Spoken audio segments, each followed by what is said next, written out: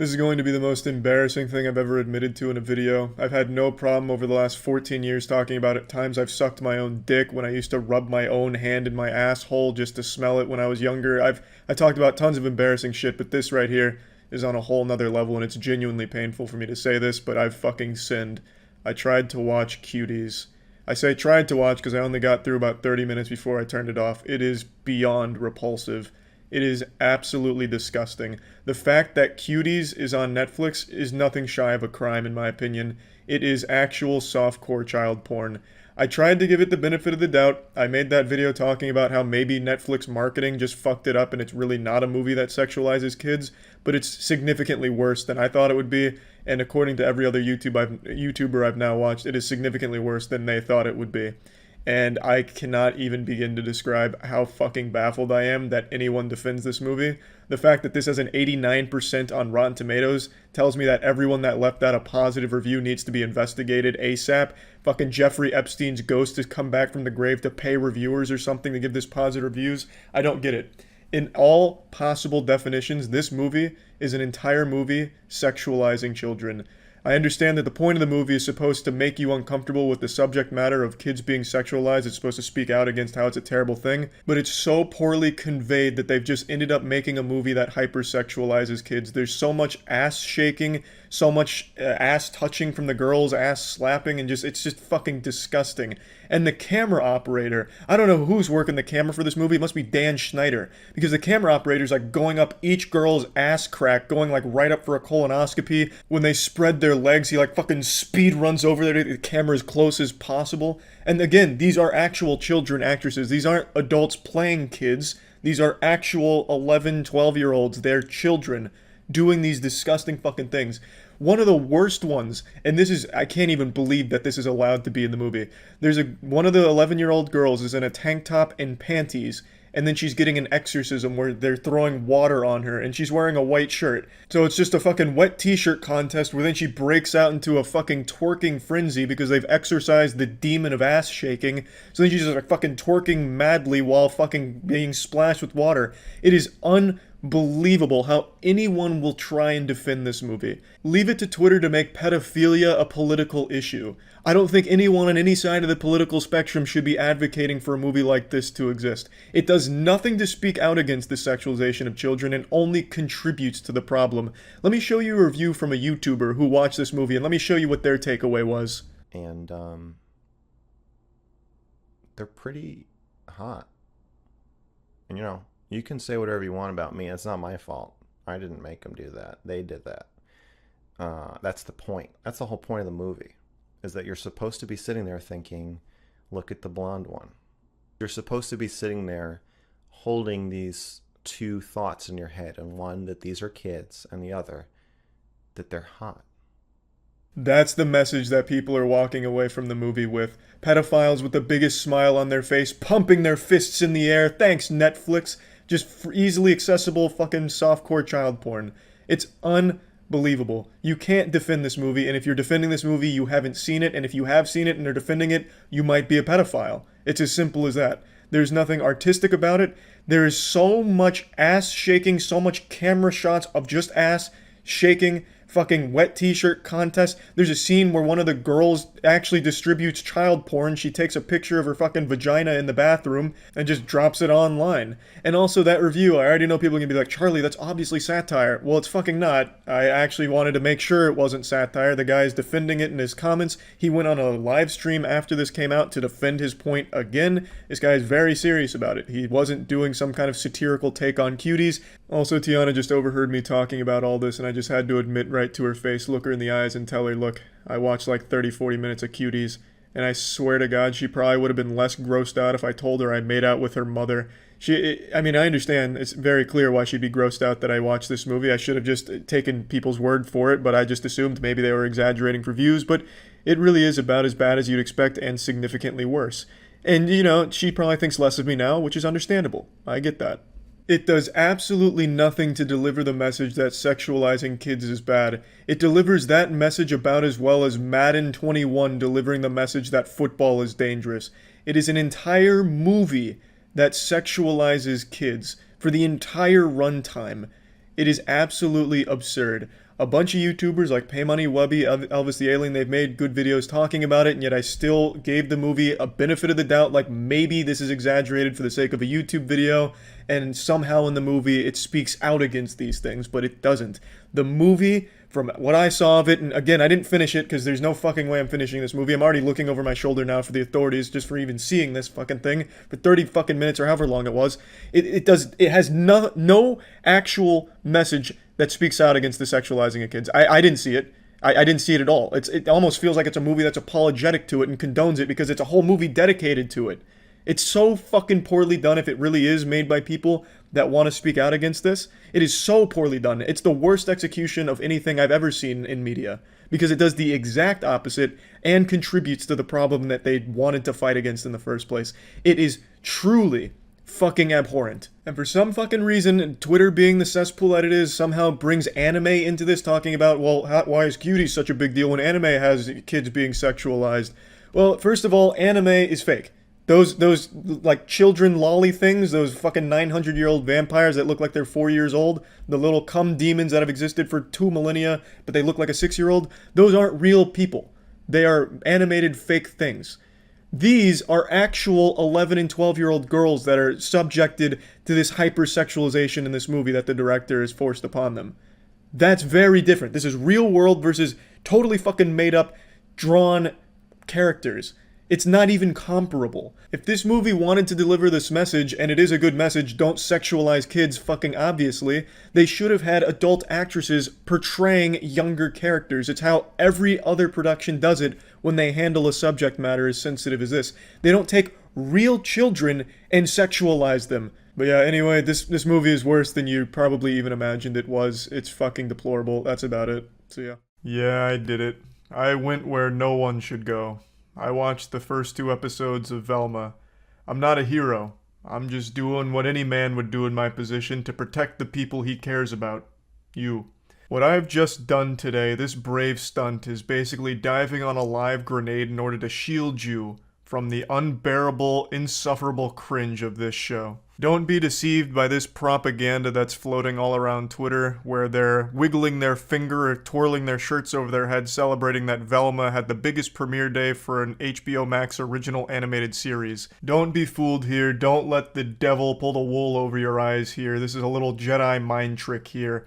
The reason this had the biggest premiere for an animated show on HBO Max is because it's the only animated show left on HBO Max. They canceled every other cartoon they've ever fucking had, pretty much. It's been a huge controversy over the last, 6 months. They don't have animated shows left. Thus, this is the only one, so of course it's going to be the biggest premiere. This accolade is completely meaningless. It's like me proudly proclaiming that I have the largest wiener in this house right now, because I'm the only fucking person in this house. There's no competition. It doesn't hold any weight.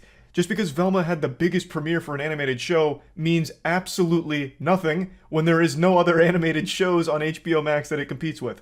So I don't think the show is popular for what it's worth, but I don't think I'm alone in being a hate watcher of it. I watched it knowing full well I probably wasn't going to like it. I was super open to being pleasantly surprised, but that didn't happen. In fact, the first 2 episodes are worse than I expected from watching the trailer. I was very generous and gave the smallest chance that perhaps the trailer only highlighted the show's stinkiest moments, but I was very, very wrong. The show is stinkier than 3 garbage trucks having sex in a sulfur factory. It is fucking terrible. And I'd like to go over some of it right now.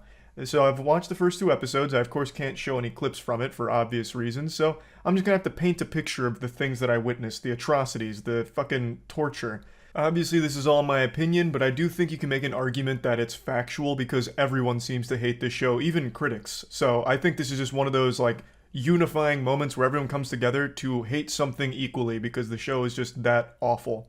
Now, I will say, I do think a lot of this was actually written by ChatGPT. A lot of these jokes feel AI generated, and one thing that stayed consistent from episode 1 and episode 2 is they used the same joke formula at least 50 fucking times, and I'm not exaggerating. When they didn't know what kind of joke to make or how to inject humor into a situation when they were going over their quota for bad jokes to fucking ham-fist in here, they'd always fall back on the tried and true getting meta with its comedy. So they'll say things like, oh, this is that part in rom-com shows where we're supposed to kiss, but this isn't a rom-com show, so we shouldn't kiss. But if it was rom-com, we'd like totally kiss right now. Or in the very first episode, they pulled like a full-blown big mouth here where they just have like asses of these high school like 15-year-olds or whatever just all over the place in the showers.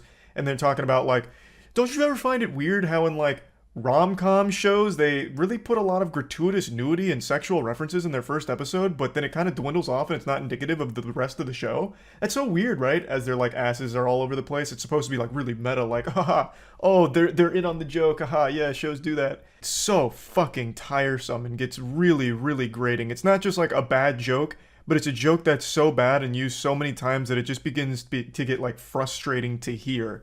Which is kind of like an irrational response to hearing a bad joke, and I get that. But like after the 50th fucking time of me hearing them set up that same thing of like, well, this is actually just like in that movie where I'm supposed to solve this mystery, but that movie had a weird ending, so I'm hoping that here that won't happen because, I mean, it's not a movie.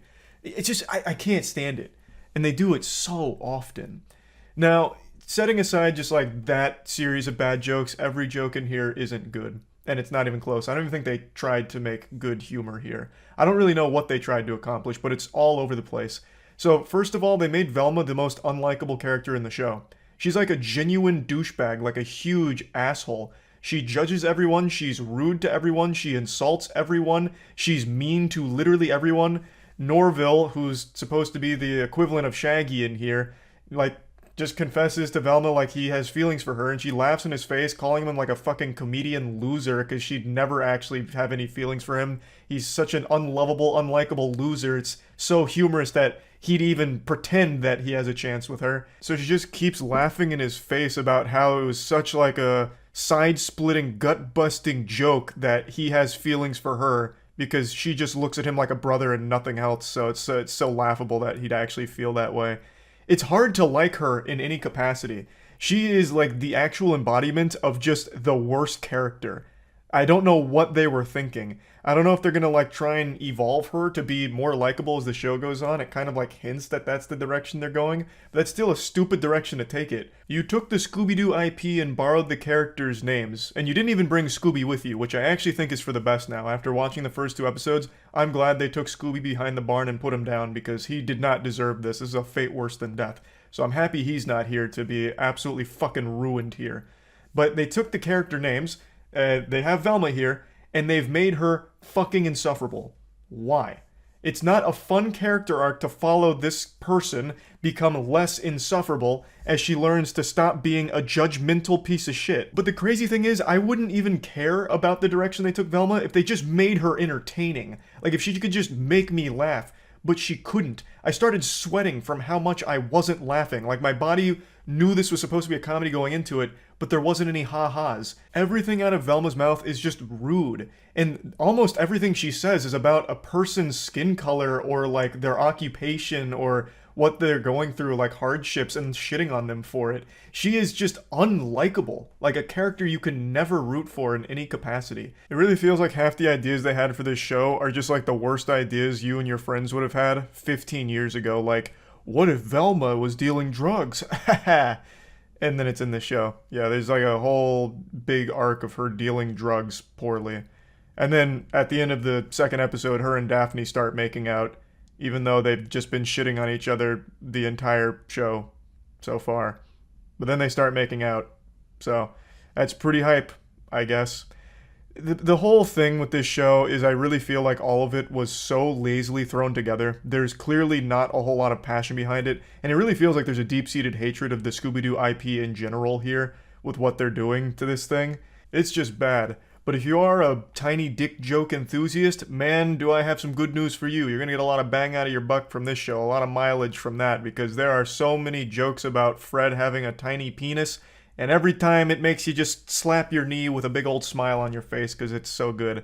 I'm also being a bit fast and loose with the definition of a joke here because they don't actually make jokes about Fred's small cock. They just say that he has a small cock often. There's not like a joke attached to it. They're just like, oh yeah, and then Fred has a small wiener. And that's it. Like, there's nothing more to it. It becomes like a plot point, like Fred has a small wiener, so he might have killed one of the girls because she might have seen his small penis. And that's the joke. After having watched the available episodes, I once again have to wonder, who is this for? I just can't imagine any audience that would sit down and actually have a hoot and a holler watching this show. It doesn't accomplish anything.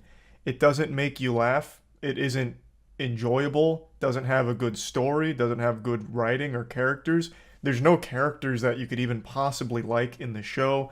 It's all just so flat, boring, and if it's not just boring, it's just infuriating to watch because it just keeps repeating the same fucking shit over and over again throughout 2 episodes. Like, I don't understand how they thought that was a good idea. Even if you go into this a huge fan of that style of writing where it's like, well, this is the part in rom-coms where this happens.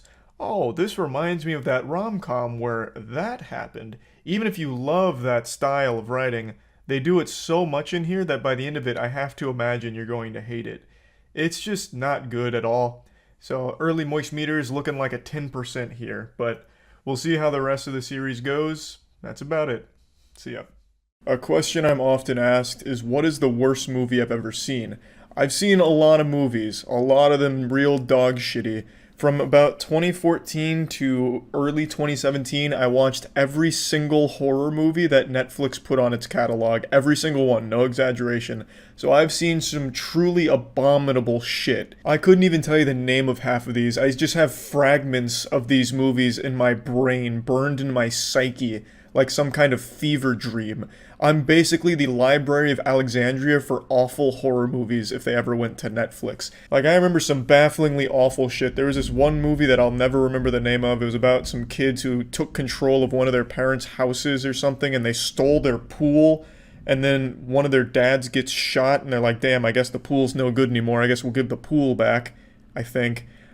Something like that. Maybe that made sense to someone out there. If you know what movie I'm talking about, feel free to let me know. But the point is, I've seen some awful garbage. So the other night on stream, I was asked again, what is my least favorite movie I've ever seen?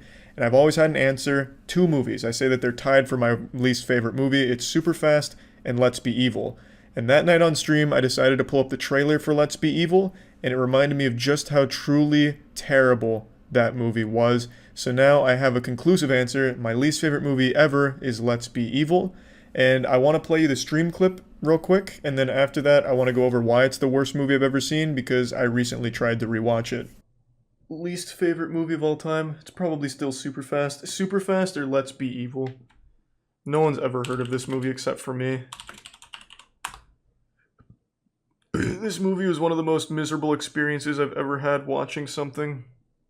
And the worst part about Let's Be Evil is I fell asleep twice, and Tiana rewound it so that way I didn't miss anything. So it was just like the movie went on so much longer than the fucking runtime.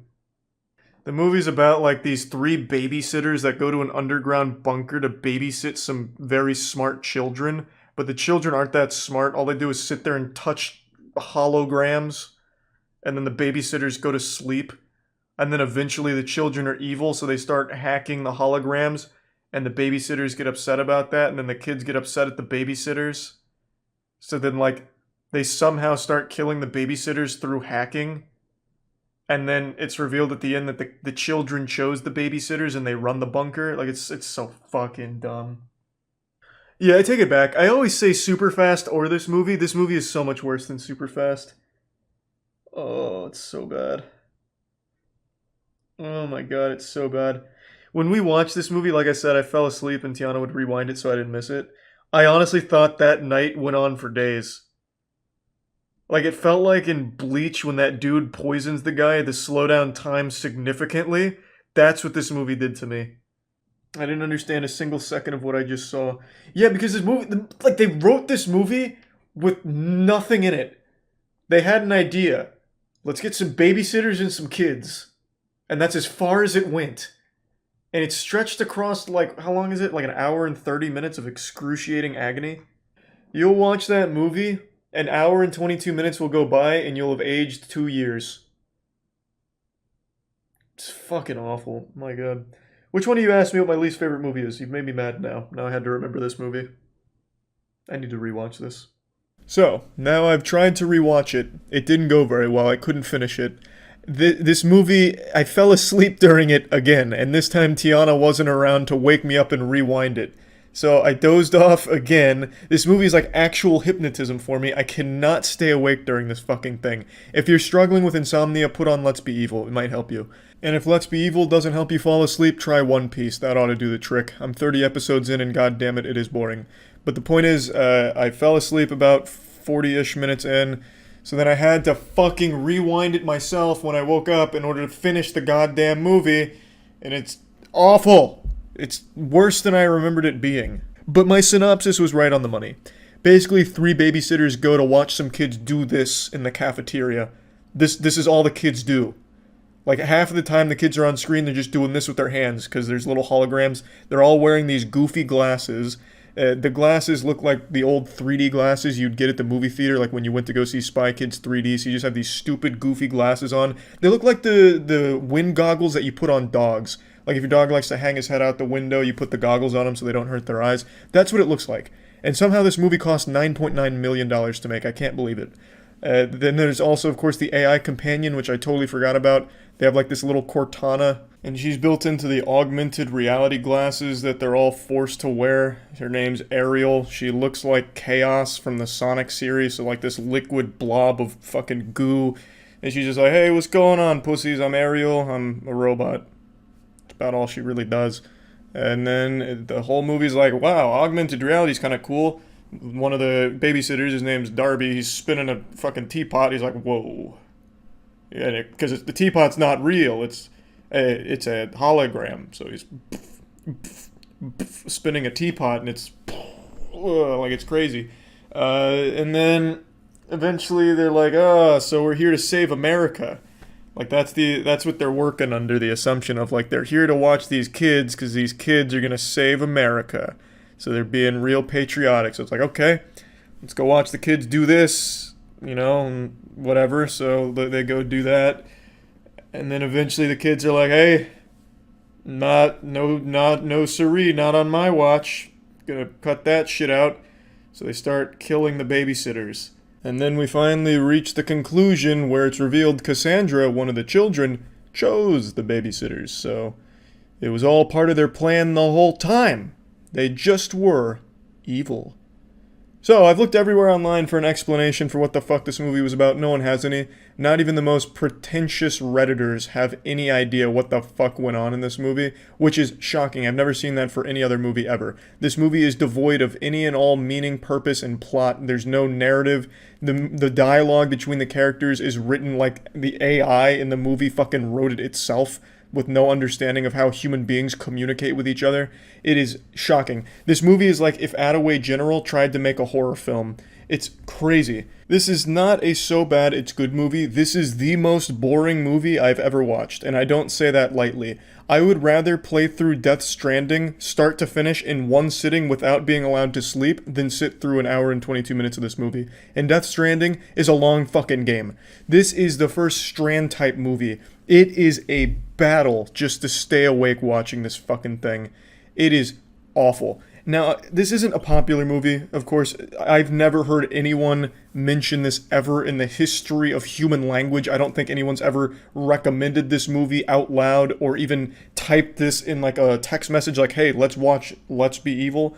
But there still were quite a few people that were commenting on it on YouTube, IMDb, Reddit, and all of them didn't like it for obvious reasons, but there were a few people I saw defending it. So I was just trying to figure out what they saw in the movie that I might have been missing, because I would have liked to get another perspective. Maybe they really fucking solved this Rubik's Cube of a movie and figured out what it was all about, but they didn't. They just said they liked the colors and the sound effects, or the theme song. So if that's the best compliment you can give to the movie, that the colors were cool and the theme song was great, you didn't do a good job with your movie. I'm sure all of you know by now I love watching shitty movies, I love playing shitty games, I love listening to shitty music, because I find all of it to be entertaining. This movie is not entertaining. There is nothing about this movie that crosses the so bad it's good threshold. It is insufferable. I can't express that enough. I've never had a movie that makes me angry to think about. Until now, this movie insults your time left on this planet. An hour and 22 minutes spent watching this would be better spent doing anything else. Hitting your shins with a hammer for an hour and 22 minutes is a more productive and less painful use of your time. At least then, your shins will start to become a bit stronger, kind of like how Muay Thai fighters kick down trees with their shins in order for the bones to be built up a little stronger. Like, that would be better than an hour and 22 minutes watching Let's Be Evil. It's so bad. So yeah, that's about it. That's the worst movie I've ever seen. So yeah. The Borderlands movie is finally out, and Jiminy Christmas, it's atrocious. It doesn't matter your take on the Borderlands series, if you love the games, if you hate the games. If you see this movie, you will hate it. It is just bad across the board regardless of your taste.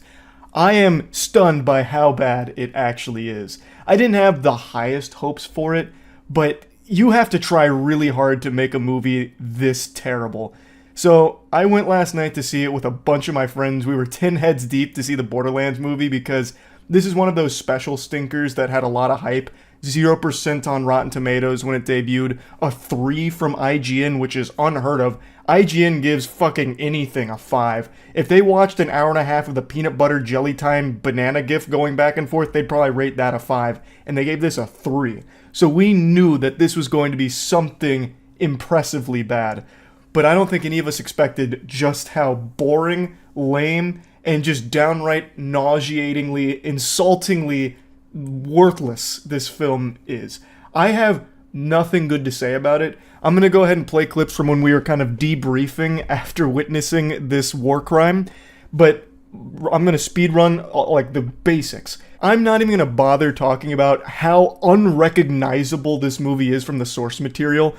It doesn't even bother to try and be a comedy. Like, I think the Borderlands humor hasn't aged super well, but I still like Borderlands 1 and 2 a lot. I don't like 3 or any of the games that followed, but I really like 1 and 2. And I thought, bare minimum, this would be trying to take that DNA of that humor and put it in this movie. It doesn't.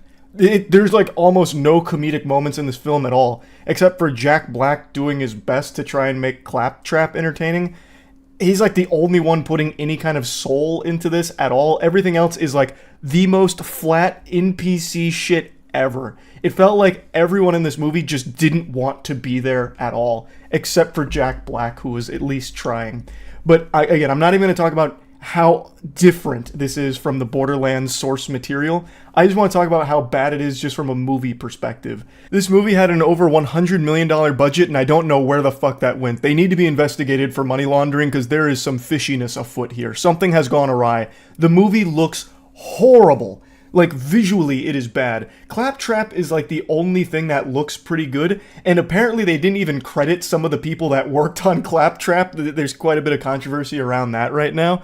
And Claptrap is the only thing that actually looks consistently decent. All of the action, it's like you stick your head into a fucking washing machine that's going through like a rapid cycle. You can't tell what's happening with the action because there's no choreography. The camera's doing this like they're playing Beat Saber with the camera. It's terrible. The action, they don't even use the core component of Borderlands, which is the guns. The guns aren't here. They only use like the most basic guns, which is an assault rifle and a pistol. Now they do have the Infinity pistol, but they don't explore that being cool at all. It's fundamentally still just a normal pistol in this movie. They don't do anything cool with the guns or anything. I know I said I'd not like talk about how different it is from the IP, but I think it's important to mention this for the action. The guns basically are non-existent here. Don't even go into this thinking that that's going to play a role because they don't. All of the action is for the most part shoot, shake the camera a lot when someone's doing like melee, hand-to-hand, close quarters combat, and then go to the next scene. And it's all so meaningless. There is at no point in this film any resistance per se. Everything goes exactly how it needs to without any like emotional stakes, without any kind of like actual obstacles. They forgot like a core component of the film is something that needs to be overcome. You know, like this big moment doesn't exist here. Everything is just this fucking cakewalk with characters that seem actually bored. Every character seems truly miserable to be acting in the film. And I don't blame them because the material they were given was 100% spit out by ChatGPT. I'm tired of using that criticism, but it's becoming so apparent when AI is used here, and I am confident that all of the attempts at comedy were AI-generated jokes. I wrote down a couple of them, and you'll see that in the debriefing, but they used some of the most cliche lines we've all heard a million times unironically in this movie. It's so baffling that this actually hit the big screen. There is not a single audience I could imagine latching onto this and liking it. Fans of the game are going to hate it. Fans of movies are going to hate it because the movie's shit. They're like, the only people that might like it is masochists, perhaps. I love bad movies, and this is not a bad movie that's enjoyable. It's truly awful to sit through. There is nothing fun about it. There's no charm. There's no anything. It's just actually so empty. It can't even tell its own story cohesively. This feels like Randy Pitchford had a wet dream and then pieced together this movie based off the little fragments he could remember about it. It is like nothing works and nothing is actually cohesive. So the story it tells horribly because it's so abrupt, changing things all the time or having like really convenient moments or just completely useless moments. Like, you could probably cut out 40 minutes of this film, and it's not a long movie, it's only like an hour 20, but you could comfortably, I think, cut out 40 minutes and nothing changes. The movie plays out exactly the same. It's just very, very bad. So here, I'm going to play clips from when we were debriefing. We saw Borderlands. The hype was there. 0% on Rotten Tomatoes debut, 3 from IGN, which is very rare. That means it almost doesn't function for IGN to go that low. And they were generous. Yeah, that movie super sucks. Temperature, how's everyone feeling? I want to die. That I'm maybe the biggest Borderlands fan that I know, and that made me hate the franchise. Yep, that sounds which about makes right. me very sad. Aaron's puking in the bathroom. Danny slept through. I was telling them, I have literally never in my life fallen asleep in a movie theater before until this movie. I slept for maybe an hour of the hour and 20 minutes at that runtime. So That was truly the worst movie I've ever seen in my life. and not fun bad either. No, it was very not just fun bad at all. actually bad. So I took notes. And that's rare. Usually I reserve this for only the biggest stinkers. I think comfortably that's the worst movie of the year. It's worse than Tarot. So when Danny fell asleep, I made a timestamp mark when I noticed. You fell asleep about 24 minutes into the film. That sounds about right, yep. And I honestly think that you experienced it the best. Like, I think if you're forced to go see Borderlands, you did the right thing and just slept through most of it. Because it is insufferably bad. So let's talk about what makes it so bad, huh, guys? What makes it so bad? I think for $110 million, they made a CW movie. Yeah. That movie visually is irredeemable. It That's looks actually extremely offensive to CW. The set dressing looked like it was all made of plastic. Set dressing? Yeah, like, that's what I'm saying. It was like fucking Party City. They walked in and they were like, let's put up streamers, I guess. I did not know CGI in today's world could be that bad. And it's not even I always say this, it's not the VFX team, like lack of talent, it's lack of time. Yes. That looks like they forced it out as quickly as they could. And it is incomplete. No, at the end when they showed the big cat, not to spoil it, when they showed the canyon that they go to get to the vault, it actually looks like they just ultra keyed out like the background and they put in, they were like, this is the rest of the canyon back here. And all of it, like, I never want to be that person who's like, oh, it's not true to the games kind of thing. But, like, the simplest things were not true to the game. One, Yeah, no. having a 50-year-old actor play Lilith made no sense. What? Yeah, the mother is this fucking linchpin character for the plot, doesn't have a name, is on screen for maybe less than a minute. Like, Foxy, who keeps saying that, is Is the younger. Yeah, She she's is younger than Lilith. Kate Blanchett. Like, Yeah. which doesn't make sense. And also, It doesn't connect. who fucking cares about spoilers at this point? Lilith, towards the end, is like, oh my god, I'm chosen. I'm a siren. And she learns it, which in the time frame of who's in the movie makes no sense No. at all. Like, it doesn't add up. It's fucking insane. But it led to some really cool moments where when she realizes she's the chosen one, she sprouts wings and she just does this a lot. Floating in air like And giving this. people force fields. And then- she gives him like Destiny 2 bucks Yes. for a second. Yeah, that was she what- is like an the- ultimate. We haven't even gotten into the dialogue, Yeah, so which Like I that said, dialogue is That movie, we were in the Uber back talking about how it was like the ADR the entire movie. Yeah. Yeah. I think the ADR, they just recorded a table read from when they were That first had to be reading the just- script. it had to be. Right? Yeah. No, the guy playing Krieg, they didn't even tell the actor in the costume to go like shake your head up and down so maybe No, we're he was talking. stone cold, It was- like solid the whole time. Even when his voice lines were going. I wrote down a couple of my favorites because it does feel like AI. Like, I hate to use this because it's overused now as a criticism, but it really does feel like it was all AI generated. So it feels derivative of everything that's ever come before it. Unironically, these were some of the lines used. I'm too old for this shit.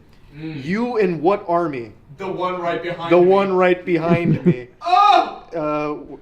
Wait, where'd my other ones go? Oh yeah, it's a shame your mother's not here to see this. Reminding her that her mother's They dead. probably said that 18 times Yeah, in the whole movie. at least. wait, the absolute best one is where she goes. Oh yeah. So your dad is so and so, right? And she goes, yes and no. And then she goes, it wasn't a yes or no question. And it's like, bitch, yes it That's was. literally a yes or no Is question. this your dad? Yes or no? That wasn't a yes or no question. told I the- got mad. I told them in the Danny and Matt on the Uber back, I was like, I think they weren't allowed to make new words for this movie, so they had a bunch of scripts around and they were kind of mad-libbing lines from It's them, like a like Zodiac killer. Like, yeah, yes. like they Yeah. were these lines. Yeah. Also, I think that scene, the only thing I could possibly explain it is they had a bunch of different drafts of the script and they were taking bits and pieces, but they never went back and double checked to see if anything contradicted. So they were just like, okay, here's the movie. I think we have an hour and a half. Is they had all of this budget and they spent it on Kevin Hart, Kate Blanchett, and Jack Black, Yeah. and nothing else. No, Jamie Lee Curtis. Oh, and Yeah, Jamie Lee Jamie Lee Curtis. Curtis. And Jamie Lee Curtis. Tannis being 85 for no fucking reason. is And absolutely a fucking, like, afraid of everything pussy baby? That is not... She's such a psychopath comedian that she fucking hates everybody. And she's like, oh no, oh god. They did give us Jamie Lee Curtis cleavage. That's true. Yeah, thank goodness. They We did all have, wanted. they did have like a shot of her yams for some reason. Nothing against. I was awake for that part. Oh, I know you were. I woke him right the Danny fuck up. fucking went from closed eyes to ooga conkers. It was my favorite every time anything new happened and they were like, oh wow, look at this place. And Claptrap would go, this is your house, right? And she's like, yes, this is my house. Thank you for noticing. Like, they announced every single thing that was Yeah, happening. it feels like they thought the audience would actually be lobotomites. So anything that happens Yeah. gets like this in-depth explanation for what it just- means. It just kind of hit me. I think this movie was made to be watched on a second monitor. It's made so that if you're sitting there and you never even a single time for an hour and a half go, huh? Yeah, I feel like this criticism is often used for like video game movies of who is this movie for? But, like, Legitimately nobody. It legit felt like it was made for no one because it doesn't respect the source material whatsoever. it is made- And also like there's references that you would only get if you played the video game. Yeah, and normal people wouldn't like this movie either. I was gonna say it's made for one person and it's Randy Pitchford. Yeah. And the craziest part is they don't even do the thing where they do the rule of thirds because Marcus shows up, he's like, I'm the bus driver, and then he's like, I'm the guy selling guns. And that's it. And then he's like, I'm not in the movie ever. Maybe that's the best joke, because they're like, there is no third time Marcus shows up. Yeah. It's just the two. So it legitimately doesn't work on its own two legs. The movie, it doesn't know what to do. So big spoiler, at the end of the film, General Knox is not the Knox from the games, and nothing is like it is in the games, Nope. but Knox, in the context of the film, is hunting the entire film. You know what's crazy? I don't know who you're talking about. Really? I literally don't know It who was, you're He talking also about. gets knocked out randomly at the beginning for no reason. Yeah. Just to be like, Yeah, the Crimson Lance girl. yeah, the That's main so No. wild because You were awake. Yeah. You were awake. No, she's the one that pulls up when she first finds Tina. She's the one that pulls up on the bike and is like, "Hey, girl."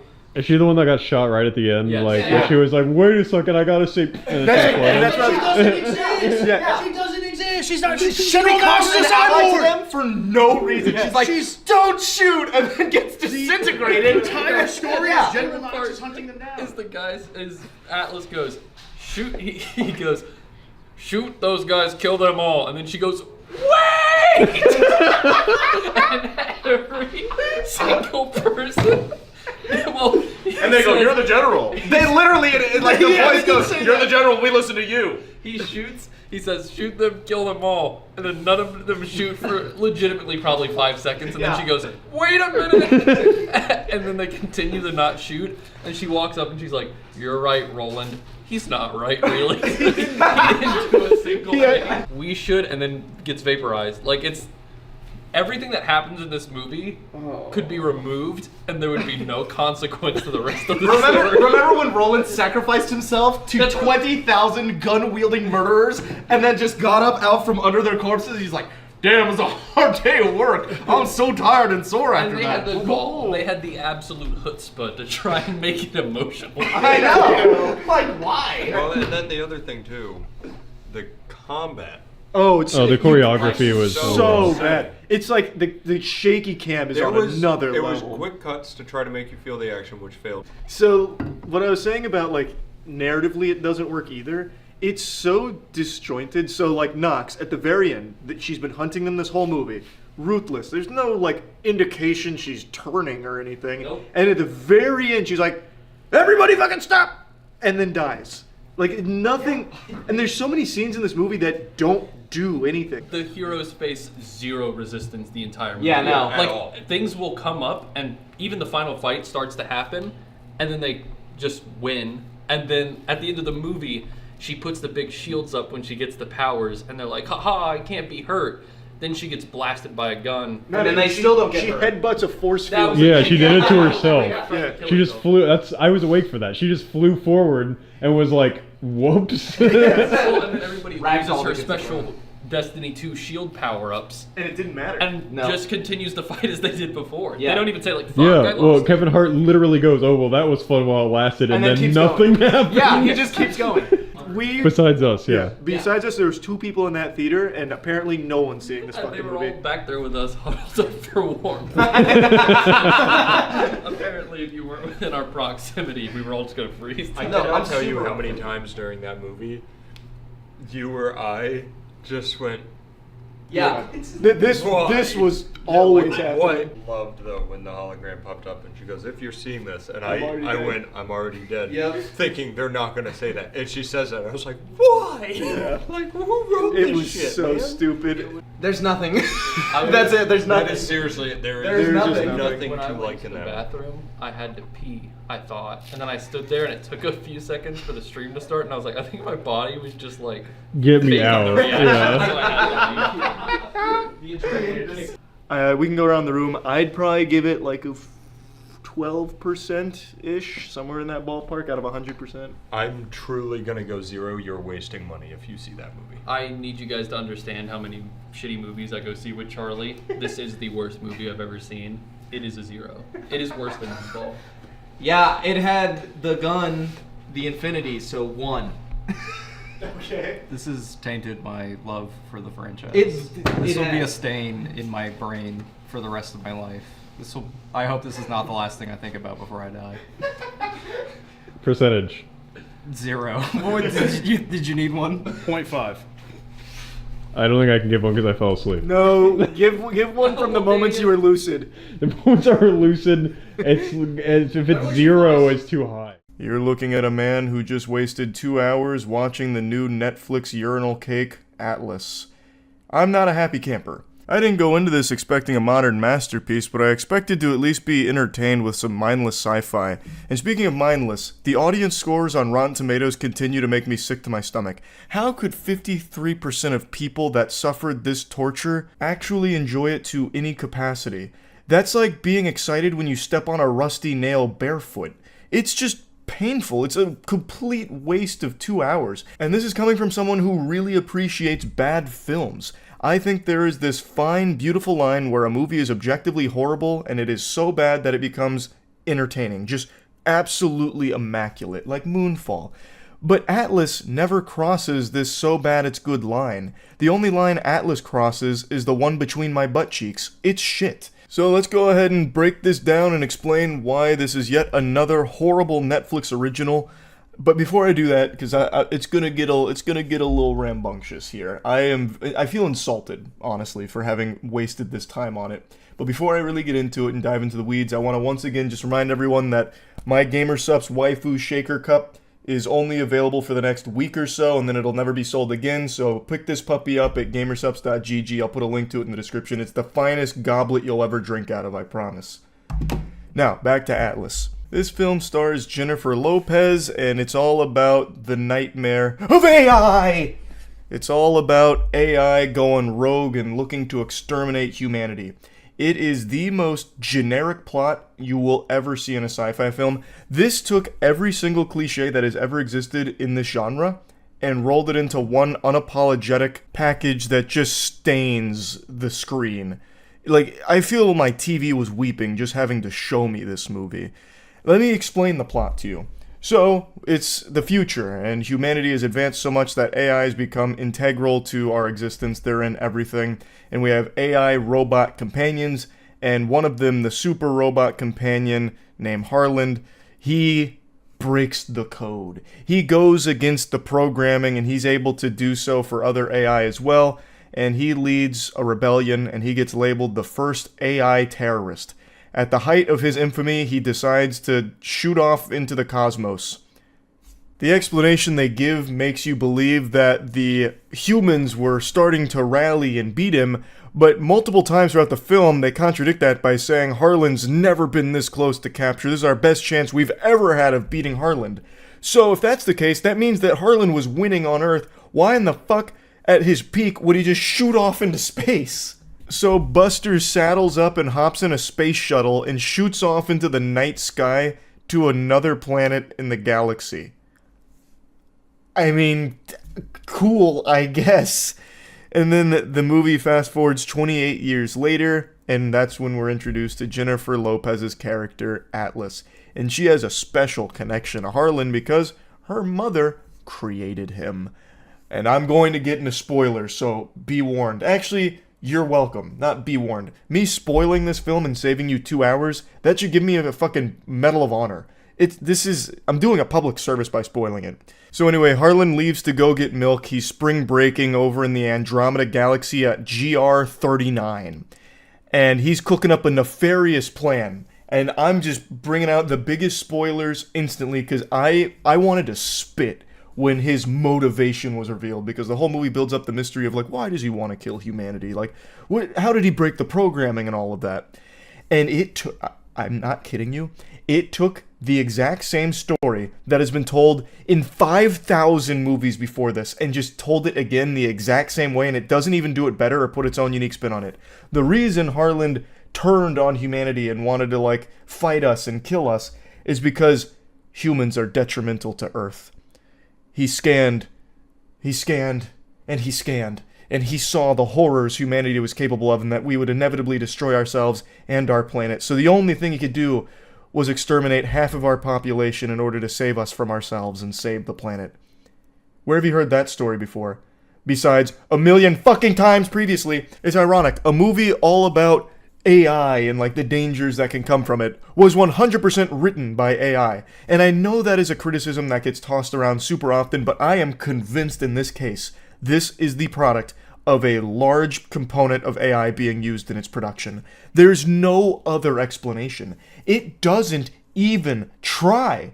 It actually takes, like, 1,000 sci-fi movies over the last 3 decades, boils them down to, like, the cliff notes of each of them, and puts it into this movie, and nothing different. It doesn't try any unique spin. It even has, like, futuristic Los Angeles, where all the buildings are, like, fucking spiral DNA helix shaped. Like, they're all loopy and rounded and, like, goofy, like Salvador Dali paintings. Like, the most generic idea of what future looks like. Future. It actually looks like Akon City in this movie. Like, I feel like they modeled, like, future Los Angeles after what Akon City was pitching. It's ridiculous. So, that's the big thing. Harlan wants to destroy us, to save us. He's actually the fucking hero. and Jennifer Lopez's character Atlas is the one that was responsible for him breaking the code, getting out of the Matrix. So what happened is, since her mother created him, they were basically like siblings, and she got jealous that Harlan was getting more attention from mommy than she was. So she went up to Harlan and said, I want to be more like you. And he's like, well, in order to do that, you're going to need to put on this earpiece and say the magic words abracadabra, so that way I can send data to you and they can have a back and forth data transfer. So she's like, okay. So he gives her like this Bluetooth headset, which is what the Neuralink that they use to, sync with their AI companions. And prior to this, no AI had ever been able to like go back and forth and break the code. But Atlas gives him permission, and he immediately takes it and has the mother grab a gun and shoot herself. So he overrides her motor functions since they were Neuralinked, and now that he can send data to her as opposed to just a one-way, he has her grab a gun and shoot herself. And then he decides to wage war against humanity. So, before I even get in any deeper than this, also a huge component of the movie is about Atlas learning to trust AI again after this betrayal. So she goes on this deep space mission to apprehend Harlan, take his CPU back to Earth so they can study how things went wrong. And on the mission, things go tits up immediately, and she's forced into this mech suit. So now she's like the fucking Gundam pilot here, and she's having to bond with this AI who she has a deep hatred for and a mistrust because of Harlan. And it's like this little buddy cop thing where they're teasing each other back and forth and learning to get along. But anyway, I'll get to that soon. When this plot point was revealed at the end of the movie about why Harlan was doing what he was, the immediate question was raised in my noodle up here. Why the fuck did Harlan flee Earth in the first place? Like, his plan revolved around getting Atlas to join this mission in deep space to bring him a ship with warheads, basically nuclear warheads, that would fry the atmosphere of Earth and exterminate so many of them. But they had this, like, defense force field around Earth that she had half of the code to and another guy had half the code to, so he needed to figure out this really deep, intricate plot to get them to deep space. So it starts with her capturing one of the AI on Earth who, like, gives up his location, but it was all part of Harlan's plan. He was the puppet master. He was behind all of it. But the question becomes, why leave Earth in the first place if you had to wait 28 years to do this plan because it was so fucking difficult to get them to pursue you to this distant planet, to give you a ship to come back to Earth to blow up Earth? Why not just stay on Earth and just use the fucking warheads there? Like, he made it so much more difficult for himself. And I don't, unless I missed it, like maybe I dozed off at some point when they explained why he left Earth for that plan. Because that plan is significantly easier if he's in the same fucking galaxy. Like, if he's in the same place, if he's still on Earth, he can get access to those weapons without ever needing a 28-year plan to get a ship out there with the weapons and then piloting the ship back to Earth, breaching the perimeter, and then blowing it up. You would already be within the fucking perimeter and you'd already have access to the weapons. Why would you even leave the planet in the first place? This is the dumbest AI terrorist of all time. Like, he's super stupid. He's super dumb. They made it seem like humanity was beating him on Earth, but they keep saying time and time again, trying to fucking drill it into your skull, that Harlan is the chess master. And chess...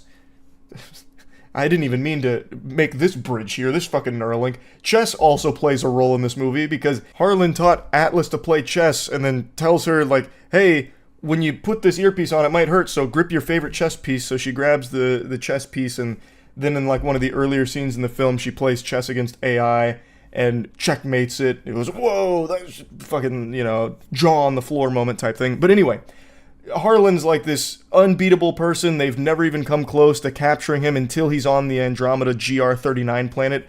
So again, they keep saying they've never been this close, which means on Earth they weren't close. Why would he flee? His plan is much easier and would have been significantly more successful if he stayed on Earth to do it. Why the fuck would he take off into a spaceship? It's dumb. It's super dumb. But I don't want to focus on that too much, which I already have for quite a while. Now, what happened is, once they've tracked him to GR39 after, interrogating one of the AI fugitives on Earth, they send out this mission, and they have these giant mech suits, and Atlas, wants to go along because she hates Harlan and needs to see him killed, and she feels responsible for him breaking the protocol and whatever. So as they get to GR39, because they have fucking faster than light travel, obviously, they get to GR39, and Harlan was expecting them. So he blows up their ship, and all of the Rangers in their mech suits, they get slaughtered. and Jennifer Lopez was forced into her mech suit, and she doesn't want to sync with it because she doesn't trust AI. But she needs to trust AI because it's the only way she's going to survive. So she's traversing the planet in the mech suit, and most of the movie is spent just with her talking to the AI, doing almost fucking nothing. It's so boring. It's so lame. And it doesn't even try and do anything deep. It just tells the same story we've seen 1,000 times about, like, blurring the lines between what is and is not living. Can AI have a soul? Which is a conversation they have point blank. It's really on the nose. That's most of the movie. And so Atlas and Smith is the name of the AI. They just talk a lot, and they keep trying to formulate plans, and Smith is like, tell me more about yourself, Atlas. It's the only way that we can reach 100% synchronization, because they can't fully sync because she won't let them fully in. And then there's like a couple of actions, well, there's one action scene that happens where she's getting ambushed by AI that Harland has there, and she detonates an ion bomb. It's really, like, I thought the action would be cooler than it was, because how can you fuck up having a mech suit? Like, just having mech action against AI soldiers, like, that's just a recipe for enjoyable, fucking shove popcorn in your mouth action. But they fumble it, they really do. So, like, the ion bomb goes off and they get vaporized, and that's, like, the whole scene. And then, again, it's her just kind of, like, scheming. Eventually she finds Harlan's base, and then we get to the final climactic moment where she 100% synchronizes by revealing the truth to the AI. After Harlan's about to go destroy all the humans on Earth, he says, fuck these cringe meat puppets, we gotta keep Earth safe from them. And then she busts free after reaching 100% synchronization with Smith, and then she gets back into Smith, and the two of them are this killing machine. And this is the only good sequence in the movie, the very end.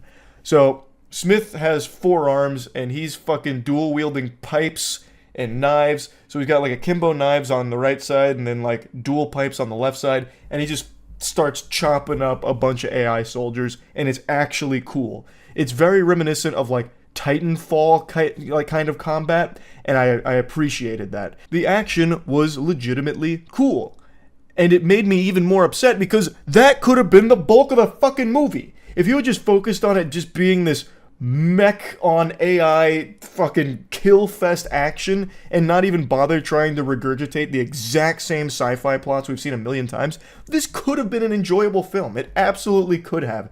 Like, I don't know who directed the fight scenes at the end, but they needed more freedom to, interject that throughout the rest of the movie. Because then there might have been something worth watching here, something of quality. And the final fight between Atlas and Harlan, like in the mech suit, was really good. Harlan was super cool with his fucking plasma sword, which he eventually turns into a plasma whip. It was great. Like, that was actually fun. Like, why wouldn't you have just put all your eggs in that basket and just made it a fun action movie as opposed to just this slog of her learning to accept AI? Ugh, it's just such a waste of time. There is no reason to ever watch this movie. Like, even for background noise, you don't even get a lot of noise, you just get a lot of fucking ASMR talking between Jennifer Lopez and Smith AI. It's boring. Boring, damn it. There's plenty more things I can whine and moan about, but why even bother? The movie just sucks. Like, it's just so bad. It's not even really worth, like, fully breaking apart, to be honest. It's just, like, I can't even imagine who was excited to release it. Like, it does seem like Jennifer Lopez tried in her performance. It's not like her acting's bad or anything. She really did give her all when she had no material to work with here, like the flattest material ever. She did seem to really try to breathe life into it. So, I mean, props to her for that. But you can only turn dog shit into a different form of shit. And this film just doesn't have anything of value to it. I just don't know why they would even bother making it. There's nothing here that I feel like anyone in the writer's room or like the production staff would be like, yeah, that's good. Because it's all things everyone has seen so many times before, and they don't even really try with it. It's just a waste of time. I've said that like 5 times, but it actually is. So anyway, if I was to plug Atlas into the moist meter, I'd probably give it like a 20%, and that's only because that last action sequence does last for like 15 minutes. So you do get some meat with that action, and that's pretty good. So, like, I guess if you're really into, robot fighting action, you can just skip the whole movie, go to the last 15 minutes, and just appreciate that, I suppose. Like, let's say you're one of the people that bought Anthem because you love the concept of it, and Anthem was truly horrific, you could just go into this movie and watch the last 15 minutes and be like, oh, that was a nice little short. And that's probably the best way to experience Atlas. So yeah, anyway, that's about it. See ya. Hi, I bet you can't even tell that I have a mental illness. And that mental illness is called an addiction to bad movies. I can't help myself. I see every new horror movie that comes out. I've seen every single 2024 horror movie except for one. The one good one, apparently, which is Late Night with the Devil. I've seen every single other horror movie, and I double-checked. And I at this point, I don't even know why. Like, I know they're going to be awful going into them. And you all know I love bad movies, but I also know going into most of these that they're not going to be so bad they're good. They're just going to be a genuine, complete waste of time. So you have to wonder, am I possessed by some kind of dog shit movie demon that just somehow deep in my soul compels me to go waste money and time to see these on the big screen? Today I subjected myself to The Exorcism starring Russell Crowe. This one was really interesting. Not the movie itself, that was the furthest thing from interesting, but the concept of this movie fascinated me because last year Russell Crowe was in a movie called The Pope's Exorcist, where he played another exorcist. So I thought this was like the extended Pope's Exorcist universe, but these two movies have no relation to one another. He played the same role twice. He said, like, King Neptune, that was so good I think I'll have it a second time. He fucking said, hey, where's second breakfast? I love playing the Exorcist role. And at the end of The Pope's Exorcist, they set up like a Men in Black style universe where there's this group that goes and fights the demons that are possessing innocent humans. And it all happens in the shadows, behind closed doors, where God refuses to look. Well, I'm going a little far there, but basically they set it up as I'm assembling a team of elite exorcists. We gotta go kill all the demons. We gotta go fuck them in the face. So they conclude that movie with like this almost pseudo montage of like exorcists getting ready and setting up like a network to track possessions and all of that. I have expected Linkin Park's What I've Done to start playing, like the end of the Transformers movie when Optimus Prime makes a call out to the cosmos for more Autobots. I thought that was going to happen, but for exorcists. So this movie I went into really thinking that it tied into that universe. And can you believe my surprise when it turns out he's just playing the same role in a different way? And the movie's bad. But here's the really crazy thing. The whole movie's not bad. I actually thought almost the entire first half of the film was pretty decent. Like, it's not amazing by any means, but with all the slop that you get fed, like the fucking pigs we are in the movie theater seeing these horrible horror movies, it was at least a step above most of that. So the film's concept is they're filming a remake of the original Exorcist movie, which they treat like Voldemort. They don't name it, but they keep implying it, and they keep using the similar themes and scenes from the original Exorcist in a modernized way. So Russell Crowe gets the role of the Exorcist, who's going to perform the climactic final moment there. And he gets the role because the person prior to him got attacked by a demon on set and killed, and it led Russell Crowe, who was an actor struggling with alcoholism and drugs and just a really troubled past, to land this big position. And throughout the filming of the movie, more and more creepy, evil things keep happening as a demon has infiltrated Russell Crowe himself. And I actually really like the set here, where they have like this dollhouse, this open dollhouse that they're in filming the scenes, and Russell Crowe's struggling with the material, and the director's saying some really mean things to him, actually just talking shit like it's a League of Legends lobby, getting real toxic to try and bring out the best performance of him. His daughter also hates him because he's an alcoholic drug addict who abandoned her and her mother when the mother had cancer, and he was out apparently just getting high, getting drunk, and chasing pussy, as the director called it. So they set him up as like some irredeemable piece of shit who's doing everything he can to just get this last great performance in. Like, he really wants to nail this role, but just can't seem to do it. So as he's trying, he just keeps getting worse and worse. The demon infiltrates him deeper and deeper. And the performance from Russell Crowe is pretty good. Like, it actually seemed like he tried very hard in this role. The daughter's performance was really good too. Like, they actually tried to put their best foot forward for this movie, and it's such a shame that it all completely falls apart and wasn't worth trying for in the end. So, like I said, I do think the first half is at least decent. Like, I find it to be a compelling story that I haven't really seen before like this. It started off pretty self-aware, and then it completely lost that and fell into almost a parody of itself. But I will say, even in the first half, which is definitely the best part of the film, which I guess really ultimately isn't saying much. That's like saying the best part of a poop is when it comes out of your butt. It's like, okay, I guess. So, like, the first half, they still don't set up scares very well. They actually do build tension okay, but there's no real scare that happens or anything that ever comes from it with all the tension. They usually just take the cheapest way out with, like, the lamest jump scare ever, where it's just like a really quick, loud noise of something that just kind of appears out of nowhere. So, like, example, Russell Crowe's getting, like, possessed. The daughter sees him just kind of standing, like, sleepwalking. She goes up to him, and they just stand there staring, or she just stands there staring at him for a second while he's doing this. And then all of a sudden he snaps out of it going, and it's like, okay, I mean, I guess. Like, they built up tension for, like, 3 straight minutes, only for that to be, like, the big payoff scare. And it's just very silly. Like, it just is. Like, that's silly. Like, you laugh at that, not go like, oh, jeez, jeepers.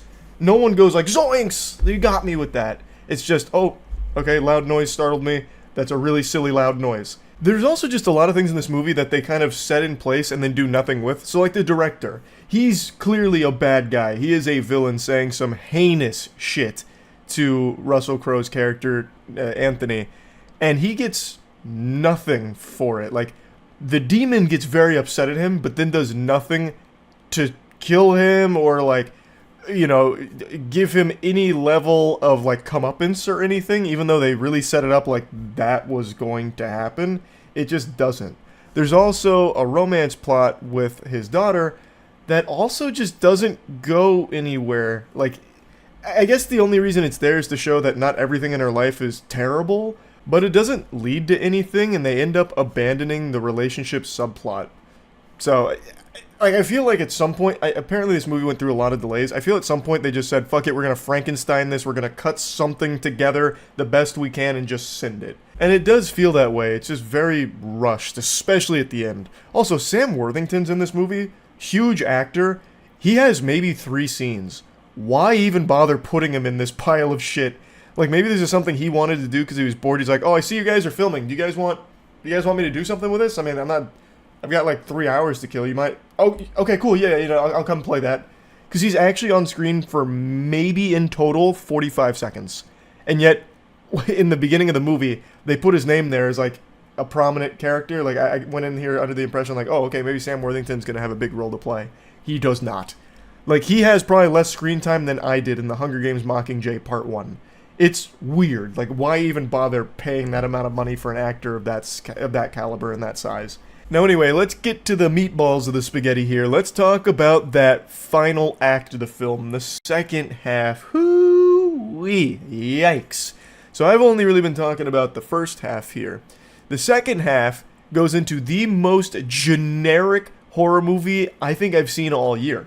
Like, it is actually so unbelievably generic, I have to wonder if they were laughing while filming it, just being like, man, this stinks, but we're getting paid for it. Just fucking run it. It does every possible cliche as quickly as possible. So Sam Worthington's character I mentioned, well, when Russell Crowe's character is getting way too deep into the possession, he starts like puking and coughing, he can't even do his line reading anymore. Director eventually just says, look, Sam, his name's not Sam in the movie. I already forgot what his name is. I actually don't even know if they named him in this movie. They probably forgot. But he eventually comes up to him and says, look, Sam Worthington, listen. Anthony can't do this role anymore. We need you to take it. And he goes, okay, I guess I'll take it. And then the next scene after he takes it, he's practicing his lines in front of a mirror, and Russell Crowe blasts through the mirror, grabs him by the neck, and glass shoots into his eye, killing him. But whatever. So the two girls end up recruiting a priest, well, a former priest, who was actually like a consultant on the set of the film. And they've been kind of keeping him up to date on what's going on with Russell Crowe this entire time. And then he's like, okay, time to dust off this old suit here and perform an exorcism. So then the three of them go to the movie set and they confront Russell Crowe. He's got the priest in a trance, and he's got the daughter's girlfriend in a trance, and then he's just like playing like goofy little games with her. So like there's a Bible on the ground, and the daughter's walking up to the Bible, she goes to pick it up, and then it just magically fucking whips to the other side.